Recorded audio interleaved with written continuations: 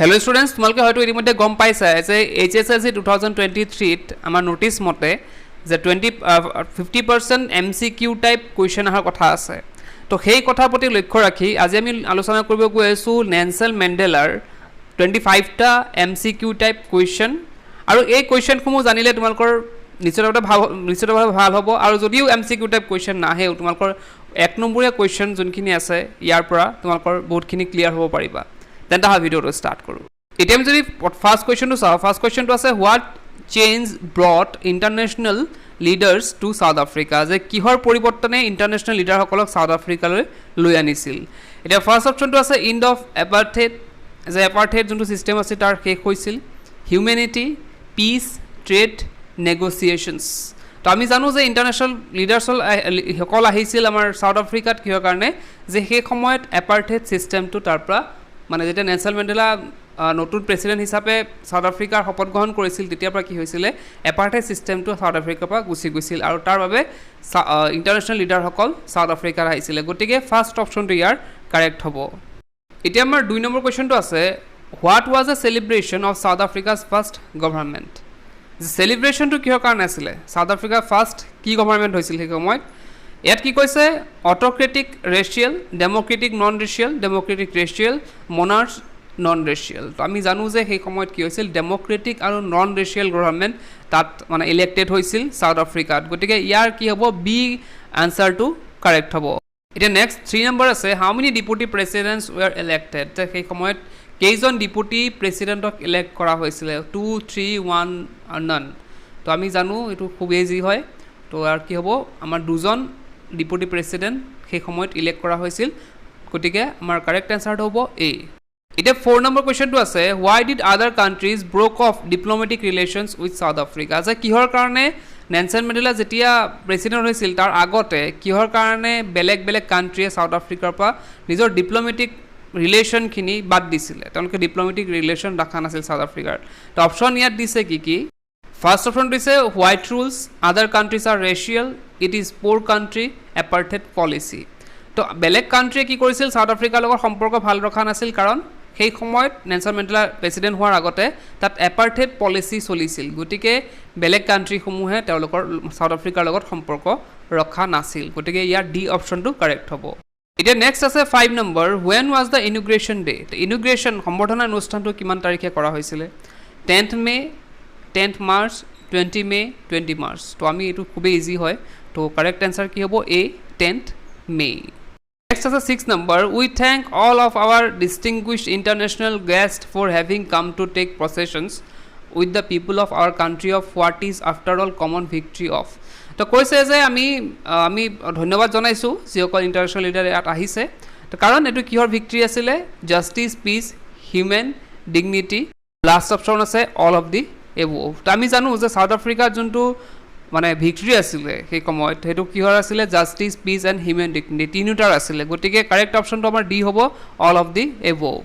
এতিয়া আমি 7 নম্বৰ যদি চাওঁ, ইয়াত দিছে যে spectacular array of South African jets was display of, যে ছাউথ আফ্ৰিকান যিবিলাক জেটছ আছিলে সেইখিনি কি দেখাইছিলে, মিলিটাৰীজ প্ৰচেছন, মিলিটাৰীজ লয়েলিটি টু ডেম'ক্ৰেচি। তো ইয়াত কি হ'ব, মিলিটাৰী প্ৰচেছনো দেখাইছিলে আৰু সিহঁতৰ লয়েলিটি টু ডেম'ক্ৰেচিৰ প্ৰতি যোনটো তেওঁলোকৰ লয়েলিটি আছিল সেইটো দেখাইছিল। গতিকে ডি নম্বৰ কাৰেক্ট হ'ব, both A and B.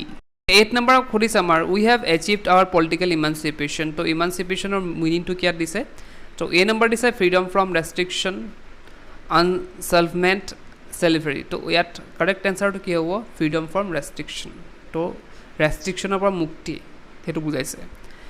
Next আছে আমাৰ 9 নম্বৰ, ইয়াত দিছে question what was it that the nation needed to be liberate from, যে মানুহে লিবাৰেট ক'ৰ পৰা হ'ব লাগে, poverty, gender discrimination, deprivation, all of the above. তো আমি জানো যে পভাৰ্টি হওক বা দৰিদ্ৰতা হওক বা জেণ্ডাৰ ডিছক্ৰিমিনেশ্যন, জেণ্ডাৰৰ পাৰ্থক্য হওক বা পৃথকীকৰণ, ডিপ্ৰিভেশ্যন, এই গোটেইকেইটাৰ পৰা কি হ'ব লাগে, মানুহ লিবাৰেট হ'ব লাগে। গতিকে ইয়াত ডি অপশ্যনটো কাৰেক্ট হ'ব, গোটেইকেইটা হ'ব ইয়াত। এতিয়া 10 নম্বৰ দিছে what unintended effect did the decades of oppression and brutality had, যে ইমান বছৰ যে নিষ্ঠুৰতা সহ্য কৰি আহিছে ছাউথ আফ্ৰিকান পিপুলসকলে তাৰ ফলত তেওঁলোকৰ মাজত কি কি জন্মিছিল। তো ইয়াত দিছে যে create men of extraordinary courage, wisdom and generosity. Second option দিছে poverty and suffering, C number দিছে বয়কট ফ্ৰম ফৰেন nations. আৰু ডি নম্বৰ দিছে both 2 and 3. তো ইমান বছৰ যোনখিনি সহ্য কৰি আহিছে তাৰ ফলত কি হৈছে create men of extraordinary courage wisdom and generosity মানে এ নম্বৰটো কাৰেক্ট হ'ব নেক্সট আহিছোঁ 11 নম্বৰলৈ 11 নম্বৰ কৈছে the structure they created from the basis of the one harshest most inhumane societies that the world has ever known. What structure is Mandela talking about? যে সিহঁতে যোনটো create কৰিছিল structure white পিপলৰ কথা কৈছে ইয়াত যে সেইটো কি আছিলে আটাইতকৈ ইনহিউমেন আছিলে মানে এতিয়ালৈকে ছ'চাইটি এজন ৱৰ্ল্ডৰ ছ'চাইটিবিলাকে জনা আটাইতকৈ ইনহিউমেন আছিলে তো what structure did Mandela talking মানে কি ষ্ট্ৰাকচাৰৰ কথা কৈছে নেলছন মেণ্ডেলাই তো ফাৰ্ষ্ট এই নম্বৰ দিছে racial domination against the black skin the racial domination কি হৈছিলে ব্লেক স্কিন পিপুলৰ লগত কৰা হৈছিলে poverty and suffering discrimination against the poor oppression of women তো ইয়াত কাৰেক্ট এনচাৰটো হ'ব A racial domination the discrimination নহয় the racial domination against the black skin তো এইটো হ'ব কাৰেক্ট এ নম্বৰটো যদি 12 নম্বৰ চাওঁ whom did Mandela wanted to thank but couldn't তো কাক নেলছন মেণ্ডেলাক ধন্যবাদ জনাব বিচাৰিছিলে কিন্তু জনাব পৰা নাই his family white rules African patriots who no longer exist D number military তো ইয়াত কাৰেক্ট এনচাৰ হ'ব যে চি হ'ব কাৰণ যিসকল তেওঁলোকৰ যোদ্ধা আছিলে সাউথ আফ্ৰিকান মানে ৰেচিয়েল ডমিনেশ্যনৰ বিৰুদ্ধে যিসকল যুঁজিছিলে তেওঁলোকৰ মানে তেওঁ নেলছন মেণ্ডেলা যেতিয়া তেওঁ এই ৰেচিয়েল ডমিনেশ্যনটো আঁতৰাইছিলে সেই সময়ত কিন্তু তেওঁৰ আগৰ যোনসকল মানে যোদ্ধাৰো আছিলে তেওঁলোক জীয়াই থকা নাছিল গতিকে তেওঁ পস্তাইছিলে যে তেওঁ কি কৰিব পৰা নাই তেওঁলোকক ধন্যবাদ জনাব পৰা নাছিল গতিকে কাৰেক্ট এনচাৰটো হ'ব সেইটো 30 নম্বৰ কি আছে what colours does the new South African flag possess so' নতুন সাউথ আফ্ৰিকান ফ্লেগৰ কালাৰটো কি আছিলে black red green blue and gold black red yellow' blue gold orange black yellow blue and silver black blue violet saffron and green তো এইটো এনচাৰটো মই নিদিওঁ 13 number এনচাৰটো তোমালোকে দিবা কাৰণ এইটো খুবেই ইজি হয় South African new South African ফ্লেগটো কি কালাৰ আছিল সেইটো তোমালোকে নিশ্চিতভাৱে জানাই গতিকে তোমালোকে 13 নম্বৰটো তোমালোকৰ কাৰণে এলিও তোমালোকে কমেণ্ট বক্সত তোমালোকে জনাবা এতিয়া আহিছোঁ 14 নম্বৰলৈ 14 নম্বৰ দিছে according to Mandela what is the greatest wealth of nation তো মেণ্ডেলাৰ মতে আমাৰ তেওঁলোকৰ সাউথ আফ্ৰিকাৰ আটাইতকৈ গ্ৰেটেষ্ট ৱেল্থটো কি আটাইতকৈ ডাঙৰ সম্পত্তিটো কি ইয়াত যদি অপশ্যন চাওঁ আমি মিনাৰেলছ জেমছ ডায়মণ্ডছ এণ্ড পিপল আৰু নেলছন মেণ্ডেলাৰ মতে কি আছিলে ডি নম্বৰটো হ'ব এনচাৰ তো পিপুল আছিল সাউথ আফ্ৰিকান যিবিলাক পিপুল আছিল তেওঁ সেই মানুহসমূহকে তেওঁ আটাইতকৈ মানে ডাঙৰ সম্পত্তি বুলি তেওঁ ভাবিছিলে নেলছন মেণ্ডেলাই নেক্সট আছে what did Mandela learn about কাৰেজৰ বিষয়ে নেলছন মেণ্ডেলাই কি শিকিছে it is absence of fear it is the triumph over fear both A1 and 2 none of the above এতিয়া ফাৰ্ষ্ট অপশ্যন দিছে it is absence of fear the courage to fear এবচেঞ্চত আহে বুলি কৈছে it is triumph over the fear যে এইটো ভয়ৰ ওপৰত বিজয় লাভ কৰা আৰু চি নম্বৰ দিছে both 1 and 2 ডি নম্বৰ দিছে none of the above তো নেলছন মেণ্ডেলাৰ মতে যে ভয়ৰ ওপৰত জয় লাভ কৰাটোৱে হৈছে কাৰেজ গতিকে ইয়াৰ কাৰেক্ট অপশ্যনটো হ'ব বি আমাৰ 60 নম্বৰ যদি চাওঁ what are the মেনছ obligation in life মানুহৰ জীৱনৰ কৰ্তব্য কি অব্লিগেশ্যন টু পিপল মানুহৰ প্ৰতি কৰ্তব্য অব্লিগেশ্যন টু ফেমিলিৰ প্ৰতি কৰ্তব্য অব্লিগেশ্যন টু গডৰ প্ৰতি কৰ্তব্য আৰু ডি নম্বৰ দিছে both 1 and 2 তো গডৰ প্ৰতি আমাৰ কৰ্তব্য নাথাকে তো আমাৰ কি হ'ব ডি নম্বৰটো হ'ব এনচাৰ both 1 and 2 পিপল আৰু ফেমিলিৰ প্ৰতি থকা আমাৰ কৰ্তব্য থাকে এতিয়া হৈছে 17 নম্বৰ দিছে what were the two national anthem sung why were two national anthem sung যে দুটা নেশ্যনেল এন্থেম কিয় গোৱা হৈছিল টু ইমপ্লাই ইউনিটি একতা বুজাবলৈ to mark the end of the racial discrimination আৰু সেইটো মানে এটা প্ৰতীক হিচাপে বা চিন হিচাপে দেখাইছিল যে আজিৰ পৰা কি হৈছে ৰেচিয়েল ডিছক্ৰিমিনেশ্যনটো আঁতৰি গৈছে যে যোনটো বৰ্ণ ভেদাভেদ সেইটো আঁতৰি গৈছে এইটোৰ বাবে আৰু চি নম্বৰ দিছে to mark the end of the gender discrimination যে লিংগ ভেদাভেদ দূৰ কৰাৰ বাবে আমাৰ কি হ'ব আমি জানো যে তাত ইউনিটি আৰু ৰেচিয়েল ডিছক্ৰিমিনেশ্যনটো আঁতৰাই যোৱাৰ বাবে কি হৈছিল দুটা নেশ্যনেল এন্থেম গোৱাবলৈ দিয়া হৈছিল গতিকে ডি নম্বৰটো কাৰেক্ট হ'ব both 1 and 2 এতিয়া আহিছোঁ 18 number what comes more naturally to heart according to Mandela যে মেণ্ডেলাৰ মতে মানুহৰ মনত নেচাৰেলি কোনটো আহে প্ৰকৃতিগতভাৱে কোনটো আহে এ নম্বৰ অপশ্যন দিছে হেট্ৰেট ঘৃণাটো আহে বি নম্বৰ দিছে ইউনিটি চি নম্বৰ দিছে লাভ আৰু ডি নম্বৰ দিছে ৰেচিয়েল ডিছক্ৰিমিনেশ্যন তো এই নম্বৰটো ঘৃণাটো নাহে ইউনিটিও নাহে তো চি নম্বৰ হ'ব লাভ একৰ্ডিং টু মেণ্ডেলা লাভটো আহে নেচাৰেলি, ৰেচিয়েল ডিছক্ৰিমিনেশ্যনটো নাহে বাৰু আমাৰ মনত। তো চি নম্বৰটো হ'ব কাৰেক্ট এনচাৰ। এতিয়া আহিছোঁ 19 number, what realisation did Mandela have his boyhood freedom, যে বয়হুড ফ্ৰীডমৰ প্ৰতি মেণ্ডেলাৰ কি ৰিয়েলাইজেশ্যন হৈছিল পিছত। It is an just illusion, it is he was born free, freedom was meant for kids, he had no' ৰিয়েলাইজেশ্যনছ।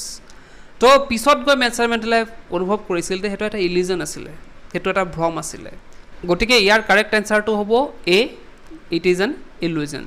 এতিয়া যে 20 number, what began Mandela's hunger for freedom, মেণ্ডেলাৰ যোনটো মুক্তি বা ফ্ৰীডমৰ প্ৰতি যোনটো আগ্ৰহ সেইটো কেনেকৈ জন্মিছিল, যোনটো হাংগাৰ, যোনটো ভোক কেনেকৈ জন্মিছিল। The fact that it had been already been taken away from him, যে যোনবিলাক বস্তু তেওঁৰ পৰা অলৰেডি কাঢ়ি লোৱা হৈছিল তাৰ পৰা। হিজ অব্লিগেশ্যন টুৱাৰ্ডছ পিপুল, তেওঁৰ যোনটো মানুহৰ প্ৰতি কৰ্তব্য আছিল সেইটোৰ পৰা। হিজ অব্লিগেশ্যন টুৱাৰ্ডছ ফেমিলি, তাৰ ফেমিলিৰ প্ৰতি যোনখিনি কৰ্তব্য আছিল তাৰ পৰা। হি ৱাজ বৰ্ণ টু ফাইট, তেওঁ মানে যুদ্ধ কৰিবলৈ তেওঁ জন্ম হৈছিল। তো ইয়াৰ কাৰেক্ট এনচাৰটো হ'ব the fact that it had been already taken away from him, যে যোনবিলাক বস্তু তেওঁৰ পৰা অলৰেডি কাঢ়ি লোৱা হৈছিল, তেওঁৰ ফ্ৰীডম কাঢ়ি হৈছিল, তাৰ পৰা তেওঁৰ হাংগাৰ অফ ফ্ৰীডমটো বাঢ়ি গৈছিল, তেওঁৰ ভোক জন্মিছিল তেতিয়া ফ্ৰীডম পোৱাৰ। এতিয়া হৈছে 21 number, which party did Mandela join, Nelson Mandela কোনটো পাৰ্টি জইন কৰিছিল। Indian National Congress, African National Congress, National African Party, he did not join any party. তো কাৰেক্ট এনচাৰটো সকলোৱে জানে, আফ্ৰিকান নেশ্যনেল কংগ্ৰেছ নেলছন মেণ্ডেলাই জইন কৰিছিল। 22 নম্বৰ কি দিছে, what does depth of oppression create, তো যোনটো উৎপীড়ন আছে তাৰ ফলত কি জন্ম হৈছিলে। Oppressed, heights of character, poverty, lack of freedom. তো আমাৰ কি হ'ব এনচাৰ, নেলছন মেণ্ডেলাৰ পাঠত থকা মতে হাইটছ অফ কেৰেক্টাৰ জন্ম হৈছিল। নেক্সট আছে 23 number, who according to Mandela is not free, according to Nelson Mandela, মেণ্ডেলাৰ মতে কোন ফ্ৰী নহয় কোন।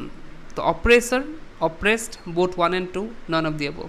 তো নেলছন মেণ্ডেলাৰ মতে অপ্ৰেছৰ হওক বা অপ্ৰেছড হওক দুইজনে ফ্ৰী নহয়, গতিকে ইয়াৰ কাৰেক্ট এনচাৰটো হ'ব চি, বোথ 1 and 2।